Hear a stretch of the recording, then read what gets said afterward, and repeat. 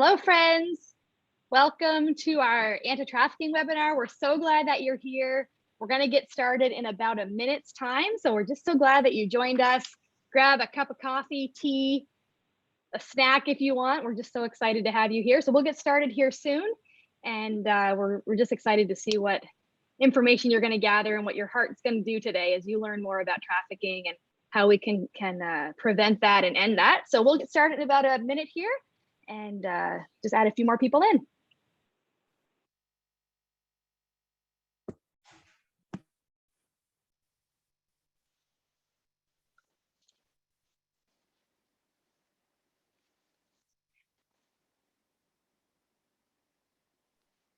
All right, Ashley, I think we're ready to get started.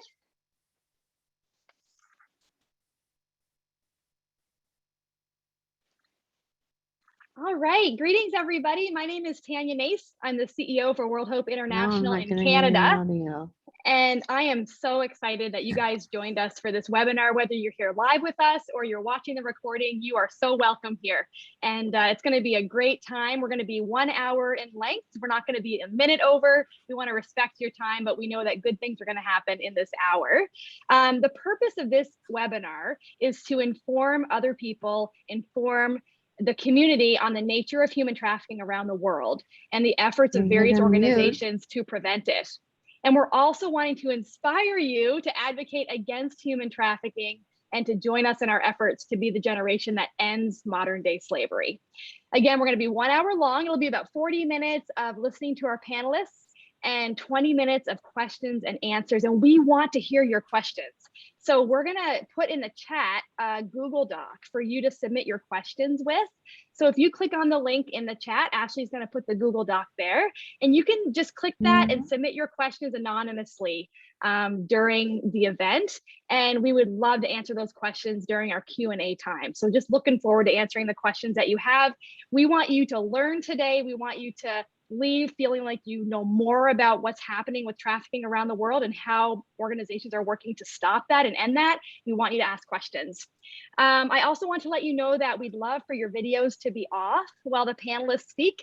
Some of us are from different countries, and sometimes the bandwidth, we might have issues with that. So if your videos could be turned off now, and then during the Q&A time, if you want to turn it on during that time, that is fine. Just know that we are recording this and we are going to be posting this for public consumption later. So if your video's on, just know you might be featured in our public recording. So just wanted to give you a heads up on that. And again, you're also welcome to keep your video off as well. Totally fine with that. I want to welcome our panelists. We're so excited that Haley Clark is here. She's the director of Anti-Trafficking and Gender-Based Violence at World Hope. Lisa Thompson is here. She's a VP and director of the National Center on Sexual Exploitation Research Institute. And Jason Pope is here as executive director and founder of RAIN Collective. So we're so thankful you guys came. Haley, Jason, Lisa, thank you so much for being here. And I just want you to each take a minute, just introduce yourself, maybe tell us where you're coming from today, and just give a brief description of the organization that you represent today. So we'll start with Haley. Why don't you jump in and give us a quick introduction to yourself, Haley, and what you do with your organization with preventing human trafficking. Sure. Thanks, Tanya. My name is Haley Clark. I direct World Hope's global effort to combat human trafficking. We work on anti-trafficking efforts in Asia, including Cambodia and the Philippines, as well as in West Africa, Liberia, and Sierra Leone. And I am, after about 5 years being based at our office in Sierra Leone, I moved back to the US. So I'm US based now, and I currently live in Washington State. Awesome. We're so glad you're here, Haley. Thanks for joining us. Lisa, we'd love to hear a little bit about you. If you don't mind giving us a short introduction. Yeah, sure. Hi, everyone. My name's Lisa Thompson. And as Tanya said, I'm with the National Center on Sexual Exploitation. It's been just 6 years now that I've been with what we call NGOs for short. If you want to say it a little more quickly, we just say NGOs. Our organization works to combat all forms of sexual abuse and exploitation. And we really, I think our kind of hallmark or what kind of sets us apart in the field is our efforts to highlight the connections and intersections between all forms of sexual abuse and exploitation, to try to show how different forms of abuse and exploitation overlap, intersect, fuel, and feed each other, because, you know, different folks take different pieces of the pie and kind of get focused, but we maybe not see that interconnected web of sexual abuse and exploitation. So that's what kind of our strategy. We do a lot of different things under that, which we can get to more later. And I'm just happy to be here as a former World Hope employee, and having worked with Haley. It was a wonderful experience. So thanks for having me today. I love it. You're so welcomed here. Thank you so much. Jason, give us an update on yourself, a quick introduction.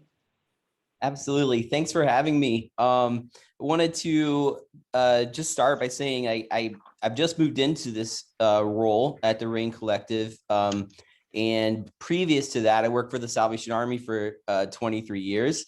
And that's really been a life-changing piece for me, is to work closely with an organization that has such a strong mission. Some of the listeners may know that they have a very strong anti-human trafficking program, and I credit Lisa Thompson for actually spearheading that. So it's really quite a pleasure for me to be on any event that Lisa is on. I met her early on, probably in 2003, and she came to a presentation in Atlanta on human trafficking. And it was one of the first that I had heard, and really kind of brought me into the space. So I'm a PhD candidate at Clemson University, studying international family and community studies. Hopefully we'll finish that up by next May. And in my current role, I'm looking to launch a new organization called the RAIN Collective. We're currently under Rescue Freedom. They're serving as our financial fiduciary, and so much more. They're providing so much support to help get us started. So the RAIN Collective is focused on the Middle East and North Africa. Like Lisa, I also worked closely with Haley before, and we were focused on online sexual exploitation in the Philippines, and the State Department was working closely with us, and they kept saying we really need more support in the Middle East and North Africa. And so our organization is looking to address both labor and sex trafficking, and multiple abuses of cases where there's both labor and sex trafficking in the Middle East, North Africa, and also source countries where migrants are coming from, to help connect the dots between those two things.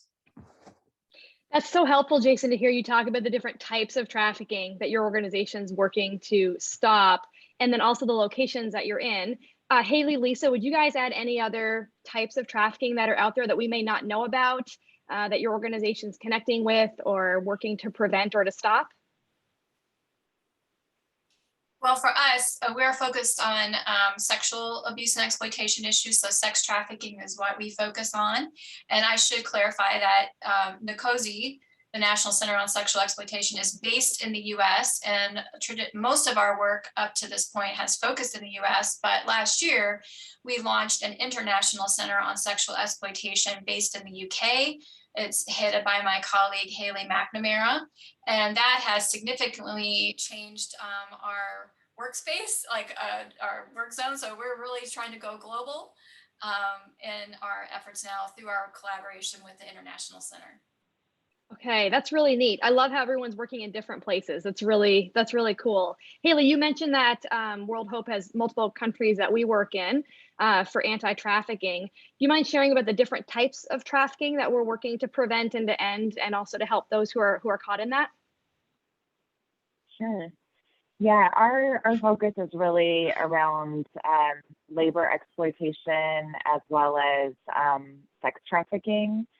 And we work with adults and with children. In Asia, we, as Jason mentioned, World Hope has been working in the Philippines, specifically on online sexual exploitation of children. So our work there is really around trying to prevent it, but also working with survivors. And then in Cambodia, working in communities on the systems that really make people vulnerable to trafficking. And then in West Africa, both Sierra Leone and Liberia, we are seeing a lot of labor trafficking to the Middle East and to North Africa. And I mean, whenever there's labor trafficking, there's often elements of sexual abuse and sexual exploitation happening. So we're really seeing a lot of that. And then we work with children as well in Liberia and Sierra Leone.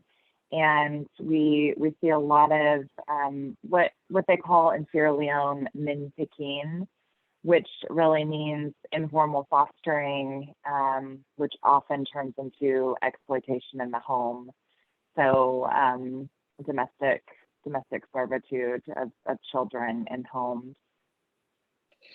Thanks for sharing that. And Haley, I'm just going to stay with you for one more second as we hop into the next focus point. We want to talk about kind of practically how your organization helps to prevent trafficking. Could you give us a few examples? We'll start with you, Haley, and then we'll move on to our other panelists. Sure. One of our initiatives in West Africa has been to set up village parent groups. And we've set these up in Sierra Leone and in Liberia as well. And some of them we set up 17 years ago, and they are still operational, which is pretty incredible. But what they are is a group of 10 individuals in a community. They're made up of various people. Some of them are parents, some of them are teachers, religious leaders, and they come together to really be the eyes and ears of human trafficking, trying to prevent it right when it happens. So, you know, noticing somebody suspicious who comes into the village and they have questions about what that person is doing there, and really talk to their neighbor and warn them about, you know, what that person's intentions might be.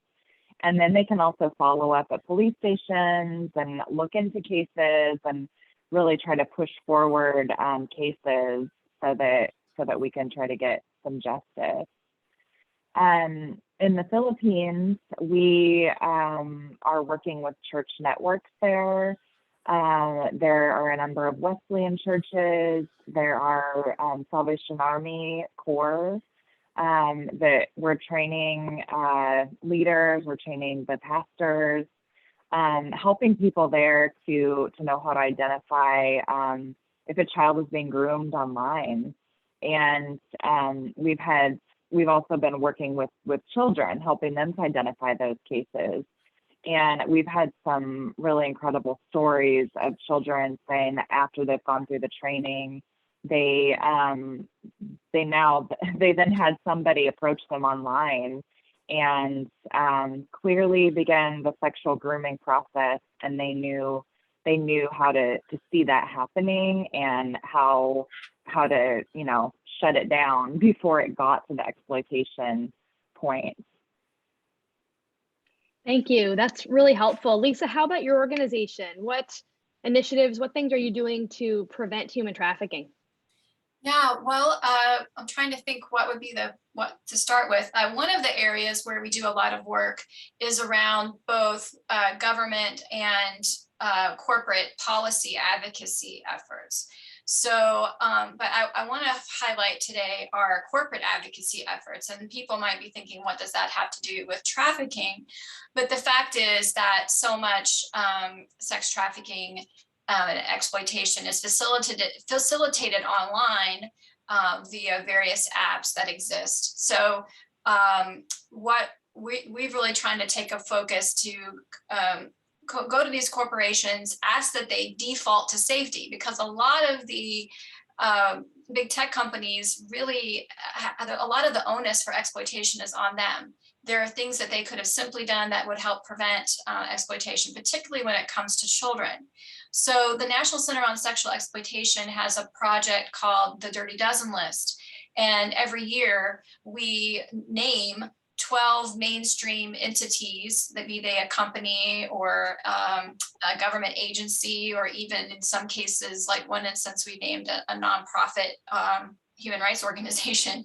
If we think that they are in some way fueling, profiting from, incentivizing sexual exploitation, we name them. So the Dirty Dozen list is published every year. And the neat thing about it is, one, it's shining a spotlight on the ways in which these companies play a part in sexual abuse, sex trafficking.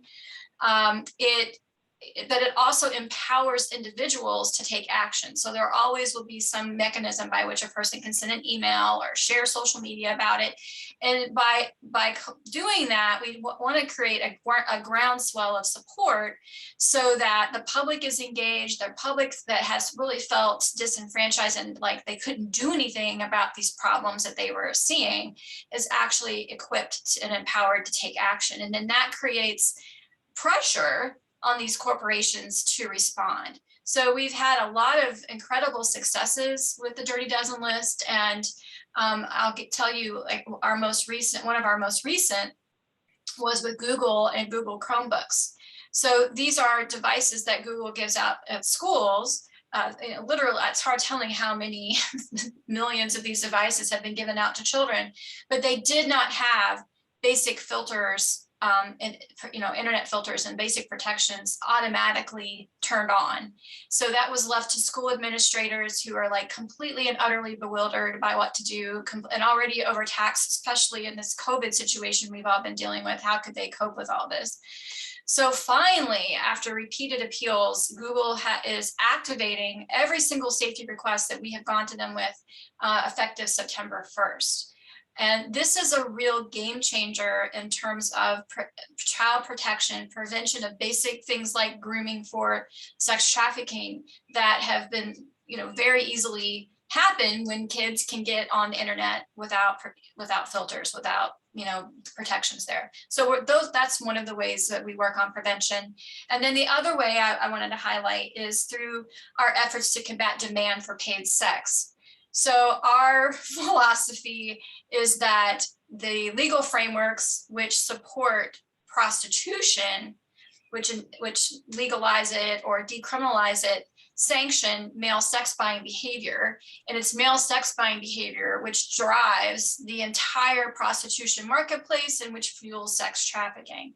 So from a policy standpoint, we are very much working on efforts one, to oppose the push that's out there for full decriminalization of prostitution, which is going on in the US and various parts of the world. But also we're doing other efforts that are focused on holding sex buyers accountable, creating sex buyer accountability by making sure that that there's laws that penalize them for actually purchasing a person and using them for sex. And then also, making sure that we try to create systems that protect victims and not have punitive measures applied to them, but towards where the accountability really lies with the buyers. So those are a couple of examples. Thank you for sharing that. I'm learning so much just by hearing about these different initiatives. I love how they're so varied in different places and in different ways. It's really cool how God puts us in different places to do different things. That's neat. Jason, how about you? I know you're in a new organization, but you've also been involved in prevention of trafficking in the past as well. What types of initiatives have you been involved in, or is your organization involved in? Yeah, so just a bit about our name, maybe to start, that ties into this. So the RAIN Collective, the idea of RAIN is a metaphor for us. Like it comes across as we want to look at language and approaches that are a blessing to those that we're working with, that increase their capacity to do things well. And so we're looking at systems. RAIN is a system, and it works as a system. And so we're looking at how we can increase the efficacy of a system. The Middle East, North Africa, it has a lot of exploitation that takes place because of systems on the reverse side of that. And so if you look at push and pull factors of why people might go to the Middle East for some types of jobs, There's definitely wealth in certain areas. There's growth in certain areas that attract people. And in other areas, there may be causes within their communities that help push them in that direction. So we're asking in terms of prevention, what are those push and pull factors and how do we address them so that people are able to make decisions within a context that keeps them safe and helps them thrive. Specific areas. So the kafala system is a system in the Middle East of visa applications where a corporation or a homeowner has control over a person's visa while they're in their home. A lot of those policies are changing, and so that's positive, but a lot of implementation around the new policies that are coming into place isn't really taking hold yet. So there's some real challenges around the kafala system. We are not a human rights like strong voice approach. We're more of a soft advocacy approach, but we are in line with the points that a lot of the human rights organizations are making, and we believe that some of the changes need to be systemic and take place at a high level. We're also offering services to governments to help screen for victims. There are quite a few detention centers through the region where there are unidentified victims, and that's been noted in the Trafficking in Persons report almost every year. So we want to build some tools around that and help to come alongside of governments who are interested. I think Qatar this year in the HEROES report, the Trafficking in Persons report specifically said they want to build a screening tool to help identify victims. And then I think the third piece is we're working with organizations both in the region to help build out safe migration tools, but also organizations like World Hope International in Sierra Leone, where there has been over 300 women that have been identified as having experienced exploitation in Oman from Sierra Leone, and actually way more than that, but we know at least 300. And so we're looking at things like, can we work through the Middle East Council of Churches to build out tools for safe migration? Or can we come alongside World Hope and work with their empowerment curriculum that they have already built to develop another module that looks at reintegration and some of the factors that cause reintegration. One of the things, and I'll end on this, I know time is short, but Dr. Laura Tsai has done some research in the Philippines around aftercare and why people are vulnerable to being exploited again after they've come out of a trafficking situation. And she finds that often once they've gone through, all the support that they have, they land back in a very vulnerable financial position in their families that was exactly the same type of position they were in when they were previously exploited.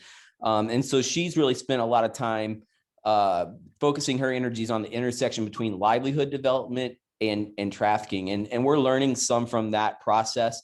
The question is, why do women who've migrated for domestic work to the Middle East and have been exploited both for labor and sex trafficking have then gone back home and then made a decision to migrate again through a very similar mechanism and then end up getting exploited once again? What is that decision-making process? We believe it is a rational decision-making process. And so we want to understand that a bit more and see how we can help in the overall context change their situation so they can make decisions that are healthier and ones that they'd want to make, but just don't have any options at this point. So those are some of the areas that we're looking on for prevention. This is great. You're moving us right into the trends conversation, Jason, which I know you just purposely did to move us forward. So thankful for that. I'm going to ask Ashley, our awesome intern, if she could put the Google form up in the chat again, so people who've come in will be able to see it. There's a Google form for you guys to click in the chat. If you have any questions at all, please enter your questions on that Google form. It's anonymous. Would love to answer your questions later on in the webinar. So please enter your questions as they come up. Would love to have you see those. So Ashley, if you could just share the link again for those who came into the meeting since you shared it. And let's move over to Lisa on trends. what trends are you noticing in human trafficking taking place right now?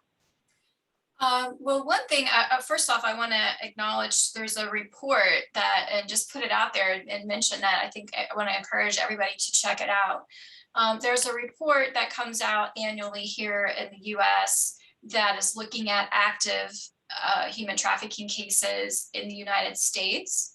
It's put out by the Human Trafficking Institute. And so the 2020 report highlighted a couple of things that we definitely would concur with.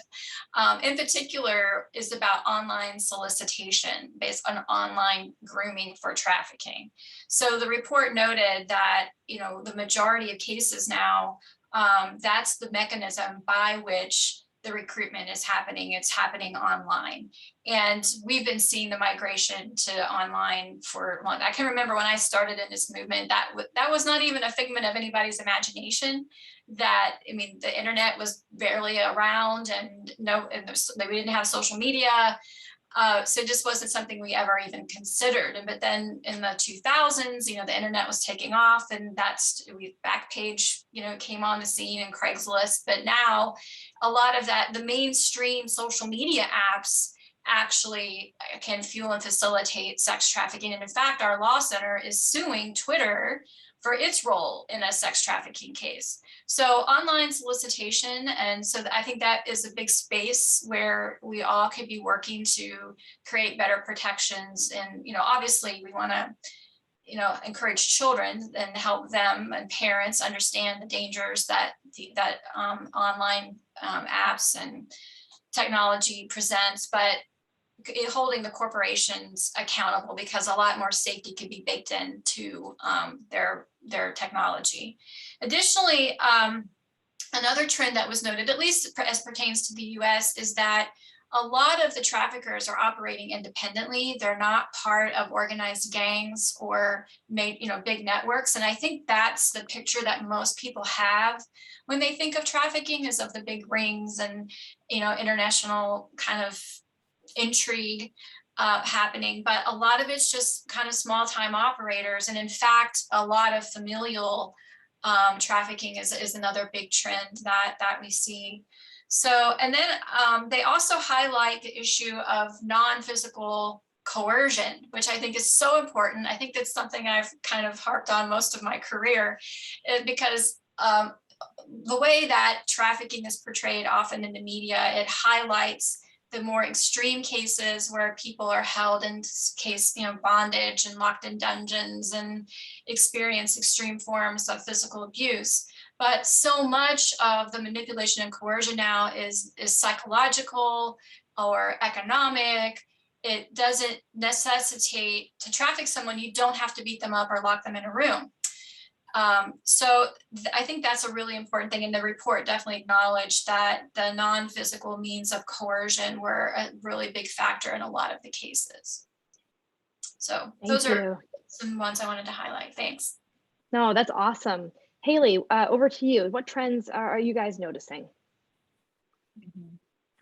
Yeah, I mean, I would definitely agree with what Lisa is saying about the trend moving online.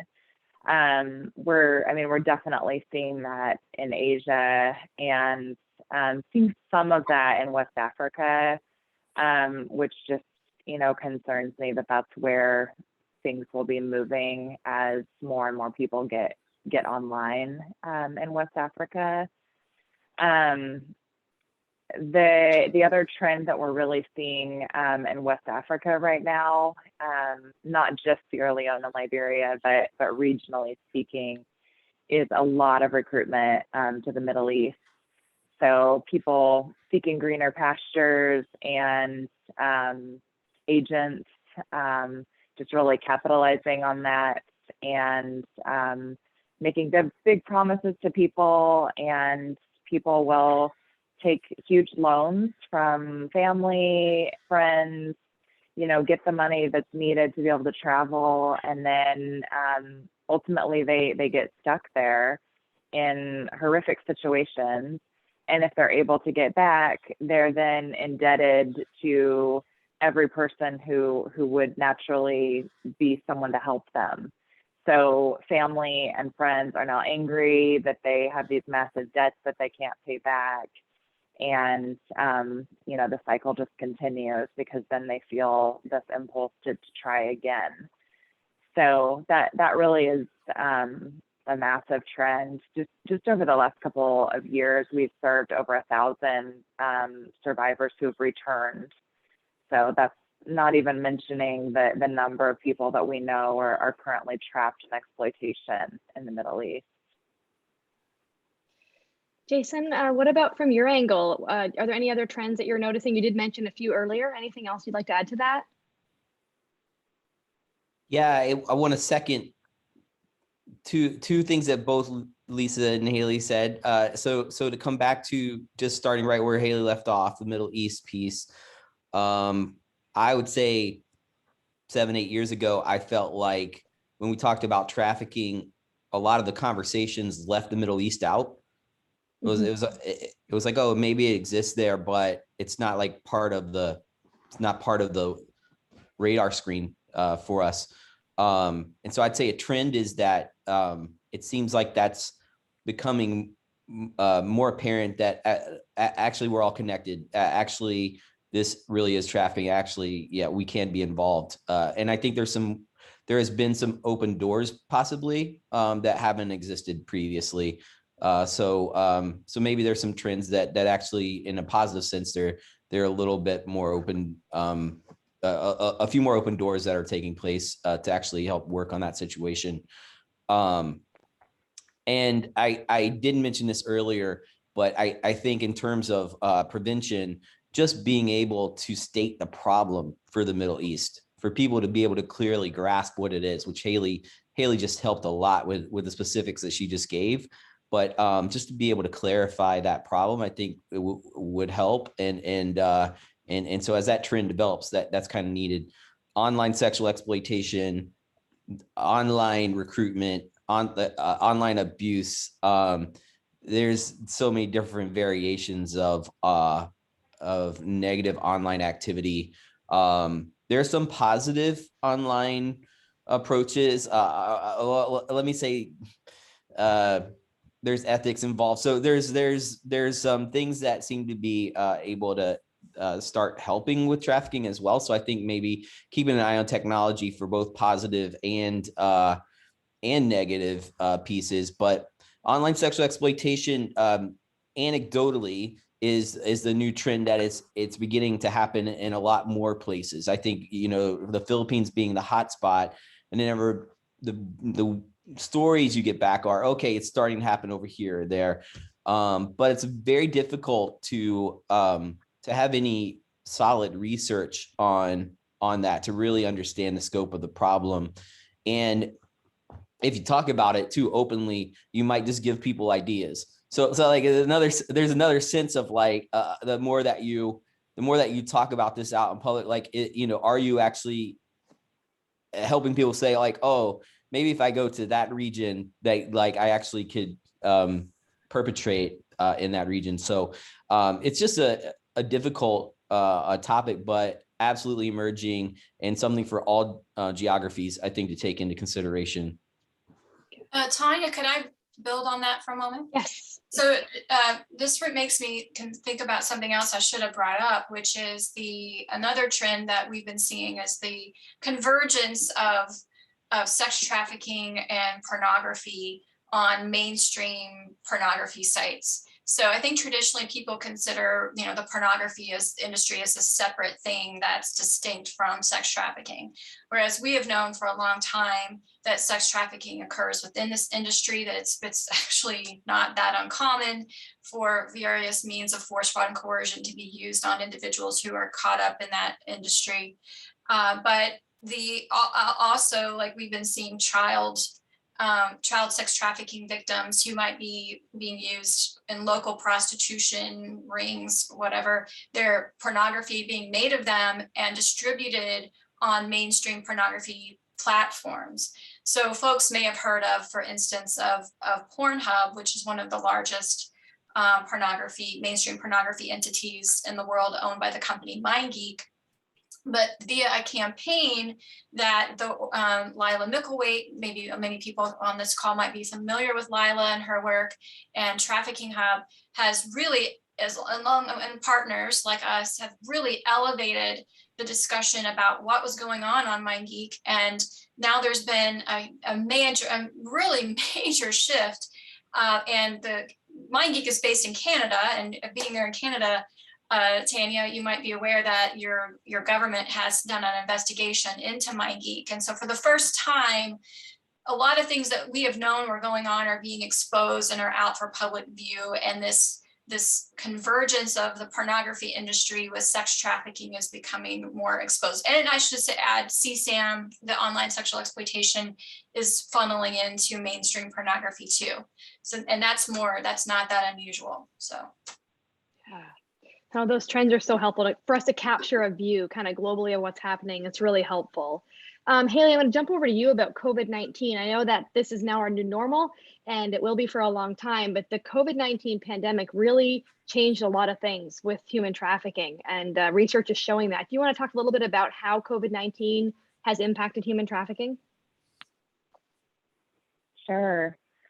Well, as we all know, everyone has really directed their time and energy online during this season. And unfortunately, it just created the perfect storm for more people to be victimized as sex buyers turned online as well. More people were home, more children are online, and, you know, very less supervised than previous, at least, with parents working and, you know, children doing online education. So, I mean, offenders really strategized around that vulnerability, unfortunately, and it just took off. So, according to data from the National Center for Missing and Exploited Children, from the period of March 1st to the end of May 2020, cases of exploitation almost quadrupled compared to the same period of time the previous year. So, I mean, the positive piece of that is that more adults who are online who might see something concerning and report it. I think everyone is becoming more aware of these concerns. So, and more people are online who might report it. So some you know, additional reports might come from that. But there's no doubt that more children have been exploited during this time. And I mean, we've definitely seen increases in our work in the Philippines as we're working with survivors of online sexual exploitation that really buttress this data.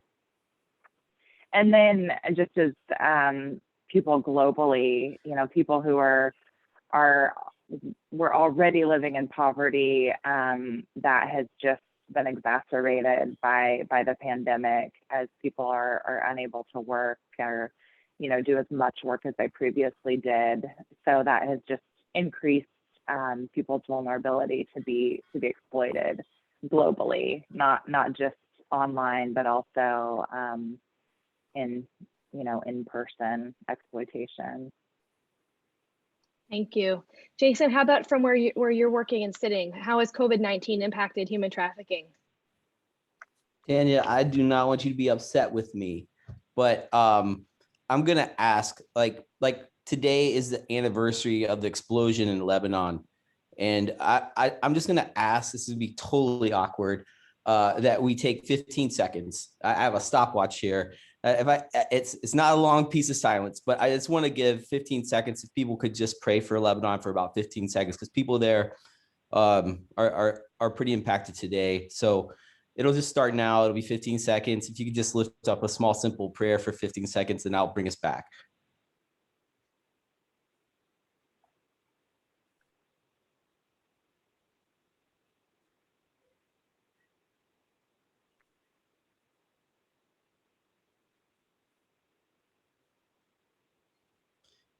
Thank you so much. Lord, we just pray that you'll be with them today. The situation in Lebanon, what we've been hearing is that COVID impacts anti-trafficking efforts. The economy has dropped out overall. So it's not just the explosion. It's not just COVID. It's a combination of a lot of different factors. But there are survivors. There are victims that are on the street, and people are not going to them, are not able to take them, and there is no support for them. So that's the hardest situation that I've heard, and it's a combination of things, but definitely COVID is involved with that. Some of the other pieces, shelters have had to adapt. I know working with World Hope, we early on looked at like how do we respond to this? Like, do you take new people in? We're still trying to like understand what policies need to be in place, and so that has been a global challenge. How to be safe and have good emergency locations for people and homes. Anxiety has increased. So children who may be in a protective care, who already are concerned about where their parents are and will they ever see their parents again, are now saying, could my parents get COVID and pass away before I see them again? So overall, I think there's a higher level of anxiety that exists. There is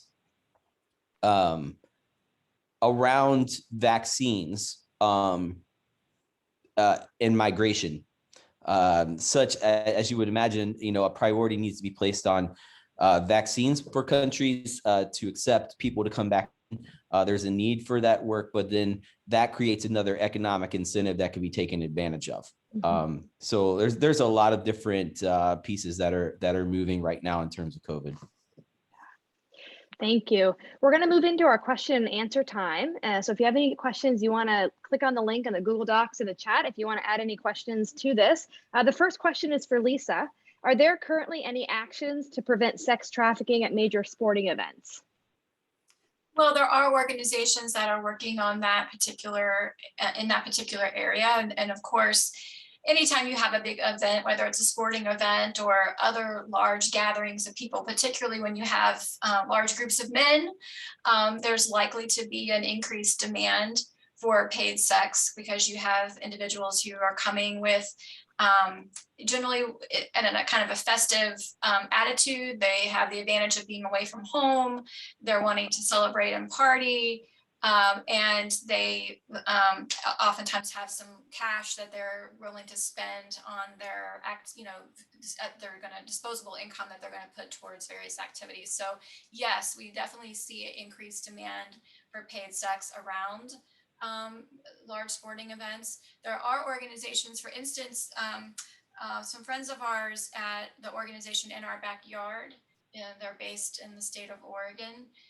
They have been involved in efforts for many years now to do outreach and prevention work in surrounding Super Bowl events, and I'm sure there's other groups as well. But yeah, there's definitely a connection there. Okay. Yeah, that's really helpful. Oh, the one thing I would add, sorry, Tanya. No, go ahead. The one thing, sorry, I said Tanya. The one thing I would add is just that it's important not to overstate that or overblow it. In the past, groups have said, oh, that like something like the Super Bowl is the biggest trafficking event in the world or something, and that's just completely overstating the situation. Trafficking does happen in connection with sporting events, but we shouldn't be overstating the case or being hyperbolic about it, because it just actually it steals away credibility from our movement when people make those kinds of characterizations. Yeah. Okay. Yeah, no, that's really helpful. This is for all three panelists, and you can just kind of answer as you feel led to do so. What can those of us not working to address this ourselves do in everyday life to now help? Yeah, I can speak to that. I mean, I think one thing is to educate yourself. The State Department puts out a report every year, the TIP report. It was just released about a month ago. and it has a lot of incredible information about almost every country in the world in there. So you can read that. I think conversations with family and friends. I mean, sometimes it's awkward, but some of these things just need to be named. The use of pornography is so rampant. We can't just, deny that people we know aren't using it. So having conversations with people about it and talking about the intersections, that we've already named. There are clear intersections between exploitation and pornography. It's not a victimless crime. I've heard people say that before, I'm not touching anyone, I'm not touching a child. Well, someone is, and that person is being exploited every single time that material is being used. Victims say that they have that feeling, I'm being abused every time someone sees that again. So yeah, I've had some awkward conversations with people, speaking engagements. Sometimes I will talk about that and just say, this needs to be discussed in churches. It's happening in churches. It needs to be spoken of in schools, universities, every level. And then also, if you're a person who prays, addressing the issue with prayer. I want to share a tiny story. A survivor that we worked with in West Africa had been in exploitation in the Middle East for years.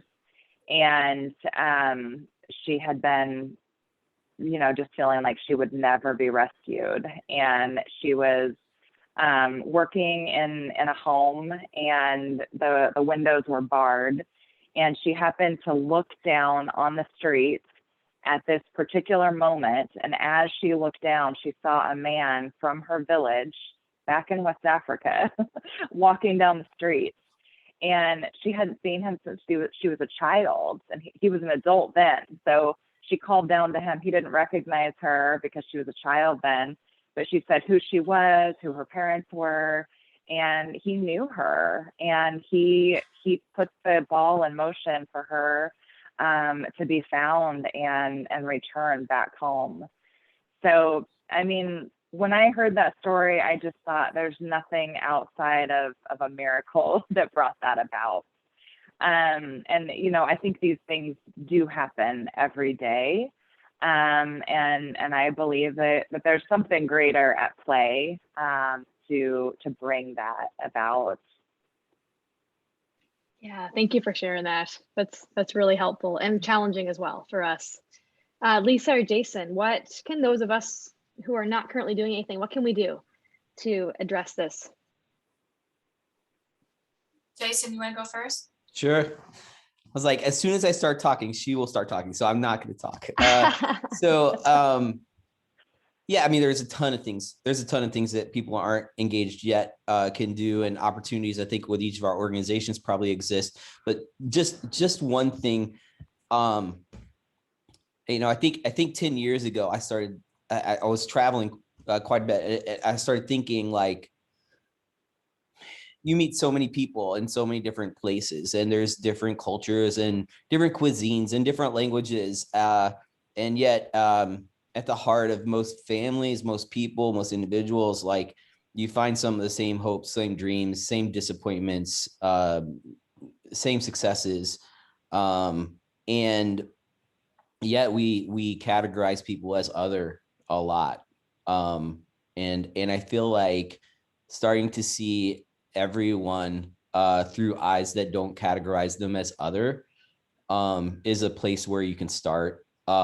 And I'm a little concerned with COVID and the lockdowns and the separation of people traveling, that might increase the levels of us versus other. And so I think it was the founder of World Vision that said, let my heart be broken with the things that break the heart of God. And if things are happening in the Middle East, in North Africa or Sierra Leone or Seattle, because it happens everywhere. If things are happening let it break your heart and not be like, well, that's not us. Well, that's somewhere else. So I think maybe just starting with that internal piece.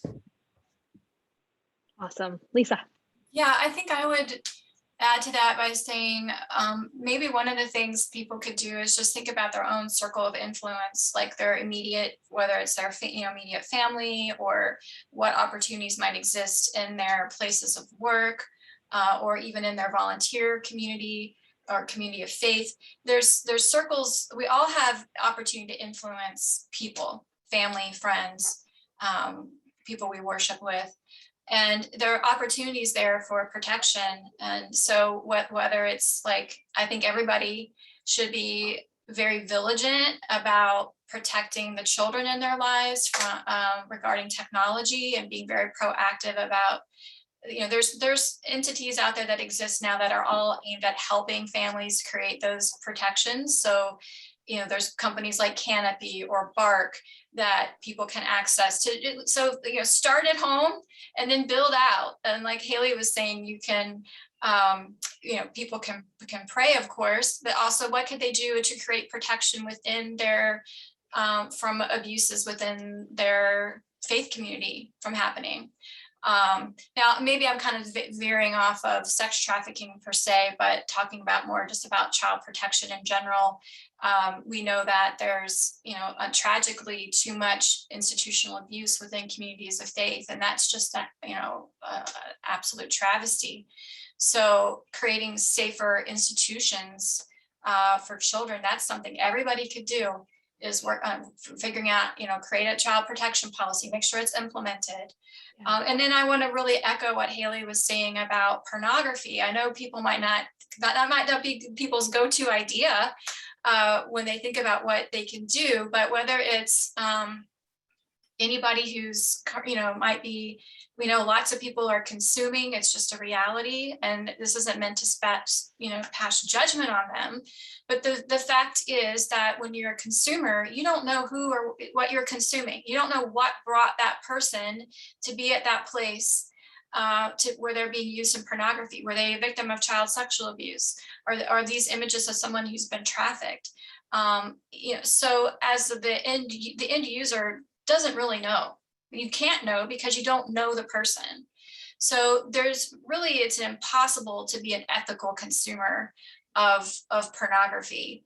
And moreover, pornography, the more pornography people use, the more likely they are to engage in sex buying, becoming directly involved in the sex market. And of course, we know too that so many young people are getting exposed to pornography at a young age, and that's really shaping their sexual attitudes and behaviors, and really, I would say, onboarding a future generation of potential buyers.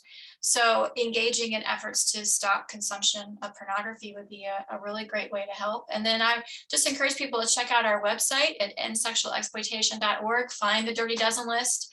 There's 12 entities there. You can go take actions on many of them to help push back on these companies to get them to do the right thing. And then, so I'll leave it with that. Yeah.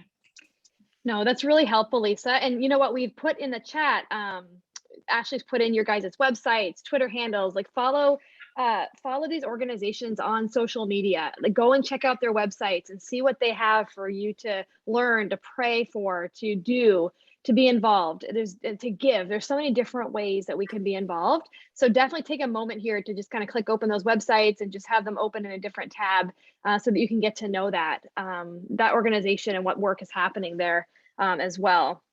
We have another question about kind of the fatigue. So sometimes when you talk about trafficking, people are like, oh yeah, we already know about that. But they actually don't know what it entails. They don't realize that it might include, someone being brought to a country to work and their passport being taken from them. That is a form of trafficking. That is a form of abuse.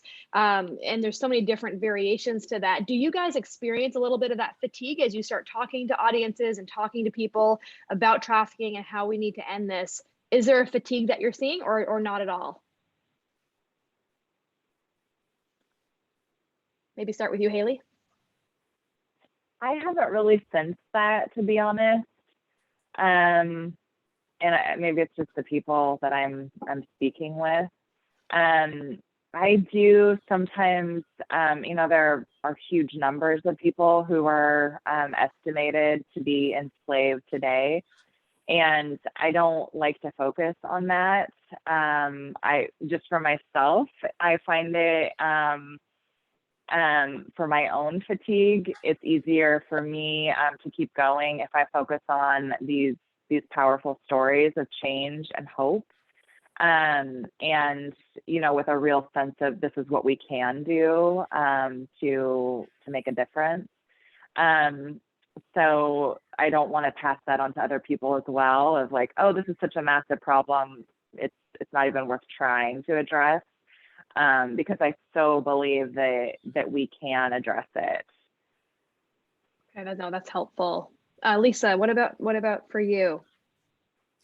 Well, on your fatigue question, you mean like just people in general having apathy or getting tired of, like, I wasn't quite sure I followed your question. Yeah, no, are you noticing that people might be fatigued by the conversation of trafficking? It's been around, the discussion's been around long enough where people might be like, oh, I already know what that is, but they don't actually fully understand all of the pieces to what trafficking looks like. Have you noticed a fatigue with that, or you've noticed kind of an appetite? Let's learn more about it. I think there's still a lot of people who are eager to learn, but I do think also there's maybe some of that out there where people, yeah, I know about that, or but the problem is there's so many issues to care about, right? Yeah. So how do you pick which one that you're going to devote your time and energy to? And a lot of these things interrelate to each other, whether you're caring about education or foster care or whatever, foster care. The foster care system has been a major pipeline for entry into the commercial sex trade and being exploited. So, economic insecurity, I think that plays a huge factor in creating the vulnerabilities that push people towards these exploitive situations. So where to focus your time and energy, that's a really difficult issue for some people.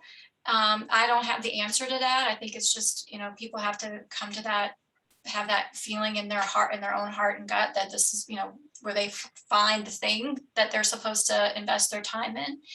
But I do think compassion fatigue is a real thing. And I think also within the COVID space, I think it's even more likely because people are struggling more themselves than they ever. I mean, there's just more widespread struggle among the population, both economically, psychologically, with all the COVID upheaval, that having the bandwidth to get engaged in, social issues and to be concerned, be an activist for other people, people don't necessarily have the time. So I think it's an issue, but there's still a lot of people who really care. And are really eager to learn and invest and time and energy in a space. So I don't think we're facing any shortage of people willing to lean into this work. Okay, yeah, that's it. That's encouraging and exciting as well. We're coming to the end of the webinar. We have so many questions that are coming in. So what we're going to do is we're going to do a follow-up blog that we'll share with all of you and get answers from our panelists and be able to share that so we can kind of capture some answers to your questions. So many good ones here. We could talk for another 2 hours. So we're so thankful that you submitted your questions. It gives us some really good information on where people want more information and want more desire to be involved. So thank you so much for doing that. Thank you so much to our panelists. We're so grateful that you're here. Haley, Jason, Lisa, we really appreciate you taking your time to share your expertise with us. We are praying with you as you work. We know this is not easy work, and we're just so grateful for you using your skills and gifts for the ending of trafficking and modern slavery. So just so thankful for that. Thank you guys so much for joining us. Please click the link that we included on people's social media and the organization's websites. We just can't wait to see what God's going to do in your life as you learn more about trafficking and how we can end this. And I hope you have a wonderful day. Thank you. Everybody, thank you. Bye. Thank you. See you later.